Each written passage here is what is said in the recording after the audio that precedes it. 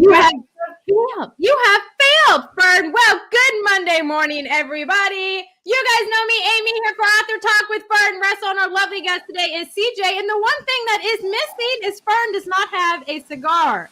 Oh my gosh. I know. Oh, I was so busy with paperwork, Someone turn off their phone. Sorry. You got your head spanked on that one, girl. You got your head spanked. Anyways, you guys, we had a fantastic weekend. Me and Fern attended the Houston Writers Guild Indie Palooza. And let me just start and kick this off by saying, if you did not attend Indie Palooza, you missed a damn good time because we had so much fun. Greg, good morning. Diamond, good morning. Good morning, everybody. So I'm going to put the link into the Indie Palooza because you're going to want to get the recordings. Because let me just say, Max kicked it off, which was fantastic. All of you guys listening know I have not written a book, and let's just say You're doubling down tonight with Max, aren't you? I am. Max is going to be on tonight on Through the Eyes of Authors, but let me just kick it off by saying I'm pumped that you guys might get a damn book out of me, okay? I mean, it was Max and then Roger Leslie, and you put those two together in a room with me, and I might just, birth a book, okay? I'm just throwing it out there. So it was fantastic. Fern, you did a wonderful job organizing it. All of the speakers were fantastic. So, and y'all, you guys need to listen to the panel on filmmakers, the indie filmmakers panel. Lots of incredibly important information on how and what you need to do to be able to get their attention, because it was very interesting to see that, what are they looking for? How do you approach them? And, some really amazing tips that they gave on that. And so, I mean, it's everybody's dream is to have their book in film. So, I mean, you're going to want to look at that panel, the reviewers and bloggers, lots of great information on how to get in touch with people who can give your book that much more visibility. I mean, just amazing information all around. So, yeah, it's well worth it. Yeah, the blogger and reviewer panel, I had the opportunity of moderating and attending it, and that's not my strong suit. Working with authors is helping you guys find reviewers and stuff. I can get you on podcasts and do all that. I am good at that, okay? But finding reviewers is not my strong suit. So this was fantastic. It was different things that you should look for when you're searching for reviewers. That numbers don't really matter. It's where all they are posting the review, how many email subscribers they have, things like that matter, and kind of the weight and how far your money can go, right? And making sure that it's going to be an honest and not a personal criticized review, because we all take reviews personal. I mean, that's just how it goes, but make sure that it's critiqued in a professional manner and not attacking you, right? I learned so much from that panel, and I'm excited to go watch the recordings of all of the other panels. I'm just going to throw this out there in regard to that, because there was a big discussion. I know when we were preparing for the panel, there was discussion about the stigma associated with purchasing reviews. But there are some really legitimate and wonderful places that you can purchase reviews, editorial reviews, and there is nothing wrong with that. And I discovered when except for Amazon gets rid of them if they discover them. No, there is a place, there is a way to load them correctly as editorial reviews. Yeah, because that's what they are, and so you load them as an editorial review, and then it is clear that that's a professional's purchased opinion, but who is doing it is important, because one of the things that I discovered with the Doctor Who people is that they do offer they will review books. You can purchase reviews from them, and they will do one of two things. Either they will put it on their website because it was worthy of being on there, or they will privately send you critique. So you're getting a review, but you're not necessarily getting their visibility, right? And so there's a certain sense of like, okay, well, this is for real then, because if they don't like it, they ain't just gonna post it on their site, right? Mhm. And Yeah. so and Kirkus, and there's so many others that will do that. You know, they'll give you a critique if they don't like it, even though you paid for it. They're not going to just give you Yeah. happy joy. So I mean, it's very very interesting. Y'all definitely want to get a hold of those recordings and get the information and check out all these wonderful resources. Yeah. I mean, it personally, was from fantastic. from an author perspective, I would rather have an honest review, and I'd Mhm. rather have it be constructive and not destructive. So if they have good points, I'd rather know what they are and see if there's something maybe I can change for later books. Yeah, I mean, Mhm. I think that was the coolest thing that I had found out. I always thought, if they gave you an honest review, whether they liked your book or not, it got posted.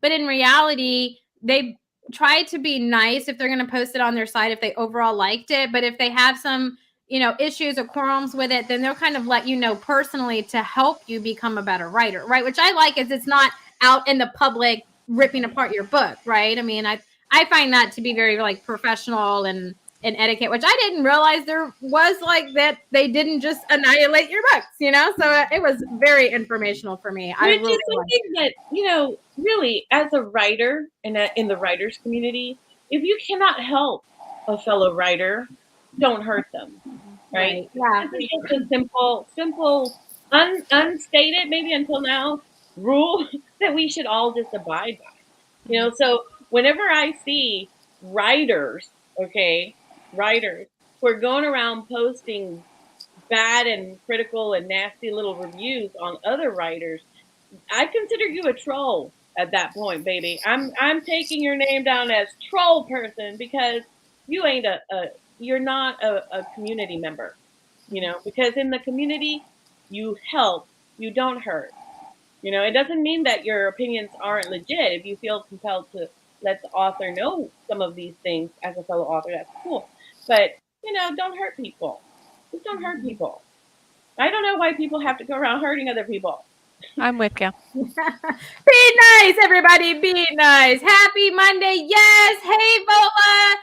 Ronald, hey, you guys. Greg of the Indie, he moderated the Indie Film panel, and that's cool, Greg, that you found a Indie Film Festival in Houston. You were going to have to let us know all about it, post it, and we will be more than happy to share. But you guys, really quick, since we're talking about Indie Palooza and the speakers that we had, which were some amazing speakers, Max Reagan will be on tonight on Through the Eyes of Authors, and I have given him free range to talk about whatever it is he would like. So he is a writing coach and an editor and all of these things. So tonight is not a night you're going to want to miss and Through the Eyes of Authors, because you're going to have some amazing information. Fern made the introduction because he is Fern's writing coach, editor. He's just, I just He's consider him everything to and me. Fern married. They're I married. adore that man. I adore that man. Yes, I love it. So you're not going to want to miss it. But today we have the lovely CJ Peterson, who has released yet another book. It is her Christmas novella. And so with all that being said, I'm going to let Fern take it away. Hey, CJ. Hey, thanks for having me. So Again.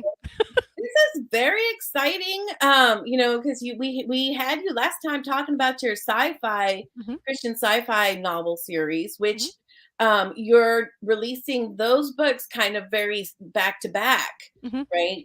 Which is really cool. And so now you've got this little novella that has just come out. Talk to me about it. What is it all about? Well, it's called Christmas Angels, and there's actually a bonus story in the end of it called Christmas Wish. Christmas Angels. Angels is spelled A.N.G.E.L.S.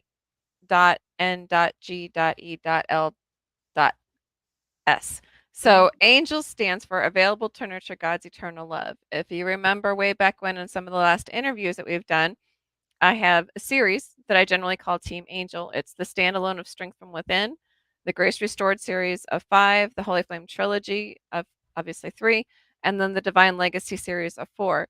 This Christmas Angels novella is kind of like the bow that wraps the entire series together. So it's kind of a twist on It's a Wonderful Life. Rachel is Overwatch over the angels, the U.S. angels, which are actually from all over the world. but they're based in the US. And so she also has 2 children, and she's pregnant with a set of twins. So she's got a lot of stress going on. Bless her. Oh my I know. gosh. Like, So I thought 2 was bad. Like, yes, oh my 2 goodness. with twins coming. And so she's kind of thinking, what would her life be like without the angels? Would it be a lot less stressful? Because she's tired. I mean, the woman's tired. And so, Michael the Archangel's head over the angels. They're his angels that he sends out on different missions throughout the world. And so he says, okay, you want to know what it's like? This is what we're going to do. She went to school to be a nurse. So there's Nurse Angel, and then there's Nurse Rachel, and then there's Angel Rachel. And he literally lets them see both sides of what their life would be like and how they affected people in their world. And they have to come up to a unanimous decision. Both have to agree which reality they want to keep. Oh, that's nice. So kind of a one of those like sliding doors kind of books where here's the life that you have, here's the life you could have, because of a single decision. Exactly. But they can physically talk to each other. They can see each other. And like the one is going, what is wrong with you? And so it's like she's having a conversation literally with herself, and they have to come together and decide, okay, which reality, do we want? And the one's like, are you kidding me? So maybe that's my everyday life. I talk to myself all the time. I mean, so maybe just I'm living that every day, 'cause my theory is, I'm sitting here thinking, I'm like, Amy, what the hell are you? Like, what are you doing? Like, don't you want to be back in bed? Half the time, that's what I'm thinking. I'm with you.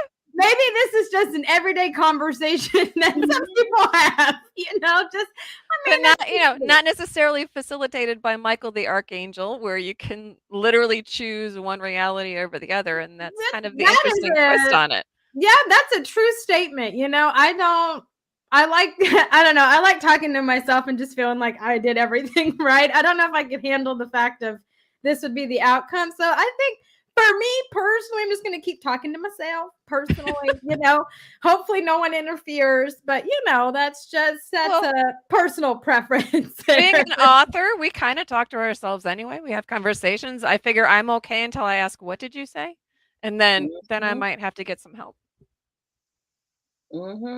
Yeah, I understand. I like to think I help myself when I talk things out. So, like, quick side note here. Me and Joshua had this debate, and I'm interested to see if anyone else has this debate before we get back in, because it's on my mind.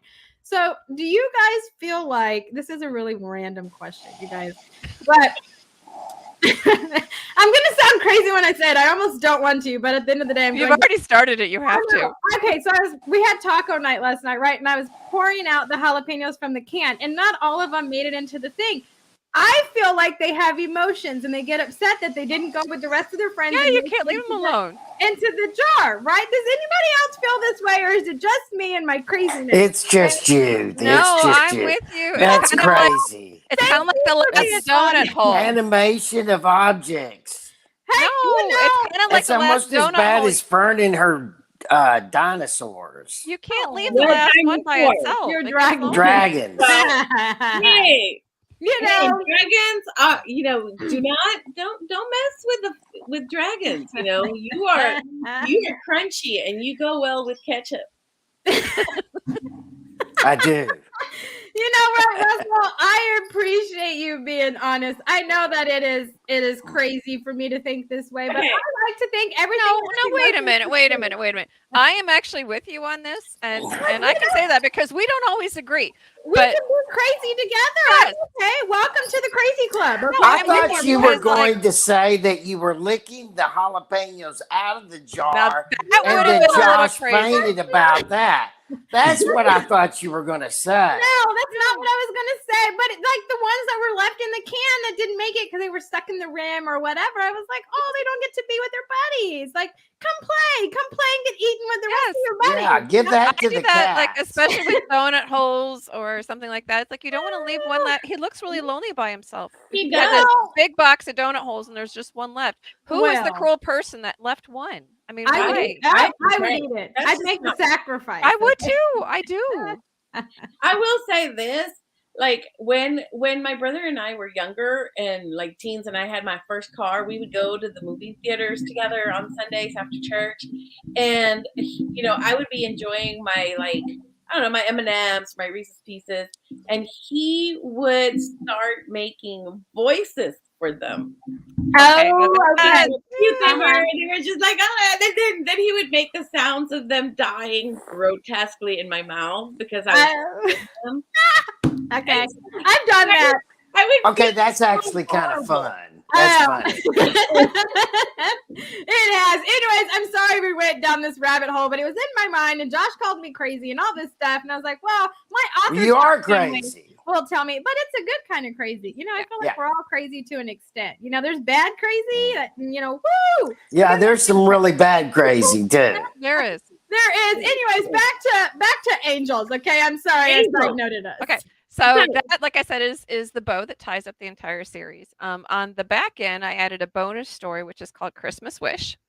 And that was my short story from last year's Texas Sisters Press anthology. And it follows Robin Fraser, who is actually going to be a main character in her own book later called Tested by Fire. So I'm kind of connecting them. That's really cool. I love that you kind of give a little snippet of a character that's going to have her own series, so we can kind of get to know them. Yeah, but do you have trouble not killing them? No. Every time I bring up new characters, I always wind up killing them. When I do, okay, not the main ones, but I have killed some main ones. But it's like there's only one character, Nick Locke, that I really couldn't kill. I tried to, and I even had the scene written out, and I just bawled so hard that I had to change it because I couldn't do it. So normally, I mean, literary assassin, you and I have that going. Okay. So normally I don't care. Do you ever have it where you're going to kill the character? And Greg, this is a question for you too. Where you're going to kill the character, but the character takes on a life as you're writing them, that they avoid it and they change your plans. Yes, or like you intended them to be just like in for just one book, and they're like, oh, no. I want to be in the next book too, and the next one, so therefore I'm going to make myself bigger than I need to be. And they do. Yeah. They take off with the story, and I'm like, okay, go for it. I guess we're doing this now. Yeah, I mean, I know in book 2 of my series that I'm working on right now, I had totally intended to kill the Earl of Sarnak. I mean, he was just totally going to have to die, discovering this important piece of information. Didn't we work him into the outline? I think we did, but then he has a romance. The man has a romance I didn't even know about, and I was like, how can I deny him this opportunity to be in love? So let him be in love and then kill him. No, I don't think he's gonna die. Not in this book. Now, book 3, I don't know. Because I mean that's like the all-out war. So I mean his death could be coming. Yeah, but, I mean with my books, people know by now. It's kind of like Mecca Weatherly talked about. NCIS stands for No Character is Safe. And that's pretty much my books. No character really is safe. They all have something that happens to them. Sometimes it takes them to the edge, and sometimes it takes them over the edge. So. See, maybe this is why I'm not a writer, because I just like puppies and rainbows and happiness, and it's just like I love everybody, No. This is from the chick who watches zombie and horror. No, you can do it. I know you can do it. Children's books, I think, are probably more up my alley. Maybe just be like, 1 monkey, 2 monkey, maybe that's my thing. I don't know. Monkey falls, cracks his head open, and dies. Your monkeys would all be zombies. There's nothing wrong with that. Zombies need love too, okay? Zombies need love too. Yes, see, Greg, first book will be unicorns. It could be a dead unicorn.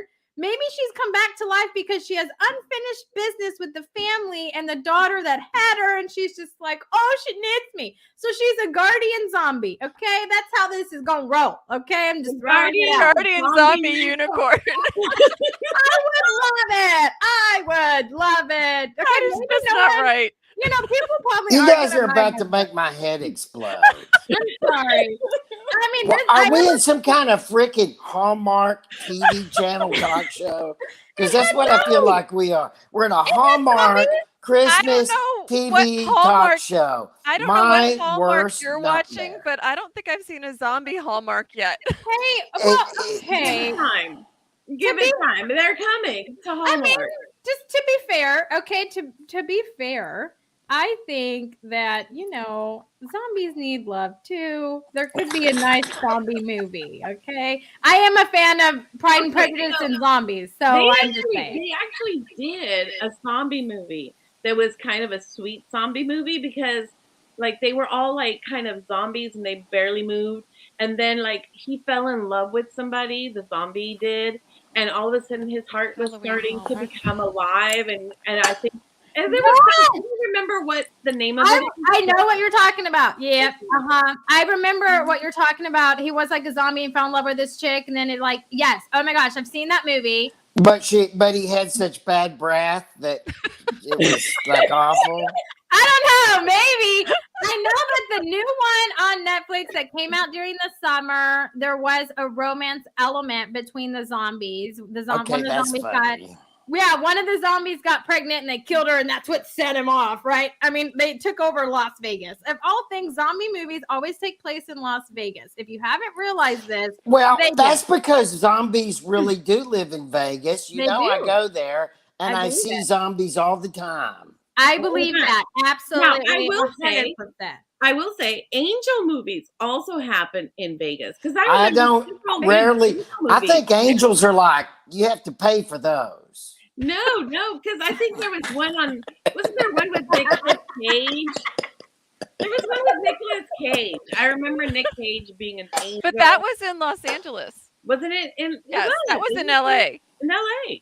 Oh, I mean Las Vegas. Las Vegas. That's what she's saying. She said the zombies are in Vegas, so the angels are in Los Angeles. Las Vegas. I'm sorry. Nicolas It's a Monday morning. Yeah, there's no angels in Vegas except the ones you pay for. No, but my coffee hasn't fully kicked in yet. So if I said LA, I meant Las Vegas. But I mean, there are, some zombies need love too. Okay, dead people need love, even if they come back and try to eat you. It's okay. No. Anyways, we have rabbit hole yet again. Yes and no, because I can actually bring this back around because we were going to talk about Texas Sisters Press's anthology, and there's actually a Christmas zombie story in the anthology. Ah, how fun is that? Very nice. We have a lot of unique stories in there. I mean, I'm just throwing it out there. Has anyone seen it's an Amazon show and it's like anti-Santa. There's like the Santa and then there's like Krampus? Something like that. Yeah. Anyways, I've watched those too, but I'm just saying it's kind of not a Hallmark movie. Now, it's a Hallmark movie of the living dead. Okay. I really love that, CJ, you've got a Christmas story in your anthology coming up that is kind of a spooky tale. Yeah, that one's we have unique ones for our anthologies. Last year had Santa versus Satan. There was a hysterical conversation with St. Peter. There was a kaiju Christmas. There was a psychotic elf. And so, we kind of go all interesting. This year we have a zombie Christmas. There's a superhero story in there. There's speed dating gone wrong and a police story. Yes. So yeah, and we do have those sweet ones in there. There's, mine kind of is Home for Christmas, and it has to do like with domestic violence and how she finds, the right track. So yeah, we have some sweet ones, but we also try to find some very unique ones for the anthologies. Well, that is really cool because Brazos Bookstore, WIVLA, Women in the Visual and Literary Arts, and the Houston Writers Guild are collaborating on an evening of spooky Christmas stories this year, and we're hoping to make it an annual event. So some of your anthology authors might want to, showcase their stories that are in this anthology that are kind of spooky in that event. I know that. So how do they find you to enter and stuff like that? Yeah, that's what. So the Houston Writers Guild is going to be sending out the information coming out probably tomorrow is when our newsletter goes out. So yes, ma'am, it does. Yes. And then WIVLA, I think Wibla has sent it out to their members. And then we'll probably be posting it like on our website and on our Facebook pages and stuff. So you can reach out to us to get yourself registered for it. But that's a really, there is a tradition. And people think of Christmas as being all like joy. Yeah, unicorns, rainbows. No, we don't. But actually, there's a tradition of, spooky stories at Christmas time. I mean, and honestly, like, Scrooge got visited by ghosts. Okay. real. I mean, that's a spooky story right there. Well, I mean, and if you think about him, Santa's just plain creepy. I mean, No, we've talked about okay. this before. Right, He's yes. really creepy. He wants I- kids to sit on his lap at all the time, and he gives them candy so they'll tell him what they want for Christmas. I love He Santa. spies on them. He I am comes a- when they're awake. I He knows probably when they're should resent sleeping. that since I'm starting to look like Santa. And No. I saw him kissing Mama underneath the mistletoe. So he's That's just pretty creepy good. spy That's a all pretty the way good around. part. That's I'm Russell's favorite Santa's part. biggest fan. I love Santa. Santa's so much fun. It doesn't make your wife want to kiss you when you tell her to come over and kiss Santa.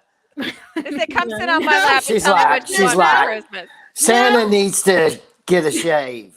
I love the idea of Santa and it makes like my kids on Christmas Day, now that they're getting older, it's exciting for them to see all the cool things and it's exciting from a parent standpoint. So I love the idea of Santa. I love that I can finally now be Santa and be creative and do my elf on the shelf and all those things. So I love Oh no, Santa. he's really That's creepy. creepy. Don't get me started on Okay. Elf on the Shelf. That's I got to wrong. tell you a bad story.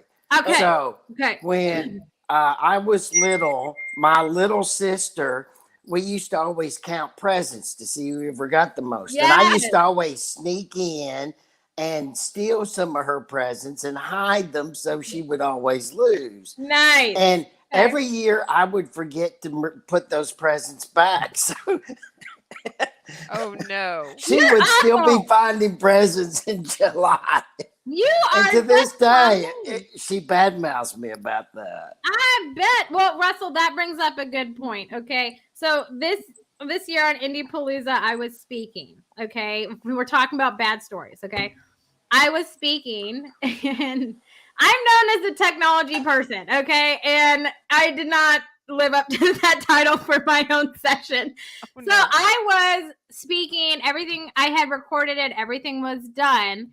And instead of just leaving the room and having everybody leave the room to go back to the main room, it's been a while since I've done breakout sessions. And I removed the people from my room, thinking it would put them back in the main lobby. Needless to say, it banned them, and we had to close down the conference and open it back up. The one thing going for me was it was perfectly timed because it was right when lunch hit. So nobody was there except for me, Fern, and the rest of the board. And so for us to close down and come back was super easy. No one knew until I announced it. They also did a Roast Amy hour before the session started on Saturday and during lunch because I was doing recordings and tuning in. So, it was just all about, a Roast Amy. And then once they found out that I had banned people, it was, it was a thing. We had a coffee argument. I mean, you missed some really interesting, fun There topics. was some good networking stuff going on there. But honestly, Amy, I mean, banning people from conferences. I know. I'm so sorry. If Amy is attending one of your conferences and she tries to remove you, be like, no, don't do it. Okay. I have mad love. The person I banned was Alicia, and Alicia, I love you dearly. I did not mean to ban you. So I can't believe Alicia's a nice person. I know. I mean, The if you nicest banned person, me, right? I could understand it. But I mean, I know. And she was so nice. She wrote me and she was like, hey, Amy, I can't get back in. Do we need to reset? What's going on? And I was just like, oh my gosh, Amy, why? What were you thinking? And so needless to say, Alicia got back in. I owe Alicia greatly because she's the one I banded. So, I have mad love for you, Alicia. I love you dearly. I'm so sorry that I banded you, but that is my bad story of Indie Palooza. Because, conferences, I have to do some kind of bang during a conference, and this was it, okay? But Well, at least you come up Russell, with good, funny stories. That's okay. it was funny. Russell, my mom thinks that story should be a children's book. That is pretty hilarious, actually. Okay. I agree. It But should my be. sister doesn't seem to laugh when I tell the story over and over and over. Well, She just gets madder every time. Maybe change the names in the book. Maybe it's not you and your sister. No, Protect the we got to innocent put and her the name guilty. in there. That's awful, Russell. Your poor sister. Valerie, good morning, girlfriend. How are you? She has an amazing book coming out, and I know National Donut Day is coming, so look for information from Valerie Sweden and her latest book coming out. But you guys remember, tonight on Through the Eyes of Authors is Max Reagan. It's a big free-for-all, so make sure that you come and attend it. This has been so much fun with the rabbit holes and just, hey, everybody, good Monday morning, okay? We hope you got a laugh. We sure did. Man, I'm going to put the Indie Palooza link in there. Make sure you go and get those recordings because it's definitely a conference with so much information. It's sad that you missed it, but we recorded it for whatever situation you were in.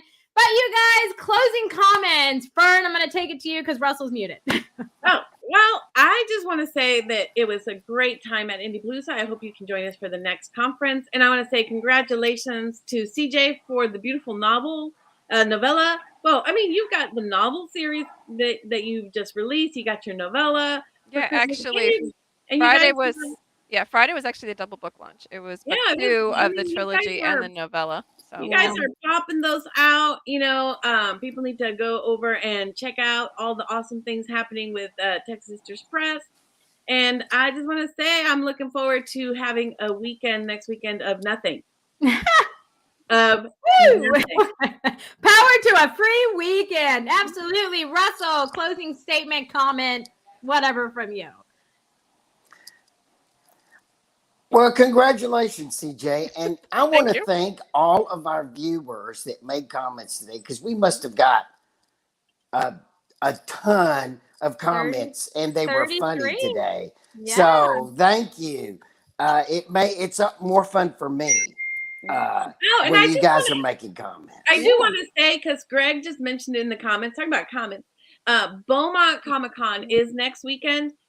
Inklings is not going to be there. We're going to be there. We're going to be moving our registration to next year because I'm tired. So I love everybody, but I need to rest. Texas Sisters Press and CJ Peterson will be there. Yes, and Greg Kelso will be there with the Con Hour. His awesome books and other amazing people. So you definitely want to check it out if you're in Beaumont or you're willing to go over there for the weekend and check out the con. It's going to be awesome. That's a tough drive from Houston, that I-10 East. When I was a baby lawyer, I used to have to drive over there for court every Monday. Oh my goodness, no. Well, I mean, that's part of the reasons why I asked to move us. And plus, I've been sick. Amy has had sick situation with her babies. Other of our authors have been kind of So I was just like, we need weekend to rest. We need a weekend to rest. People, I'm telling you, don't even think about texting Fern next weekend. Okay, Fern. I had it written down. I plan to text you at 9 a.m. on Saturday. Okay, you are not getting a response. Okay, I'm gonna be doubled up in bed at 9 in the morning on Saturday. I get it. Hey, no, you won't. Your dog will make you get out of bed and walk her. Well, that's true. That's true. But then afterwards, I'll do my quick cleanse and I'll crawl back into bed and go. There you go. Hey, I am a huge advocate for that. 100%. But CJ, thank you so much for taking time out of your day to come and talk to us. I know Texas Sisters Press has so much stuff going on. So you guys make sure you go to TexasSistersPress.com, right, CJ? So they can see everything coming out, their new authors that they have and books, everything like that. But yes, you guys, we love engaging with you in the comments, letting you guys be a part of our conversation. This is Author Talk, and we welcome all kinds of conversations, whatever we can do, and we love interacting and talking with you guys. So keep that coming. We hope you guys have a fantastic Monday and a great week, and we'll catch you all next Monday. Bye.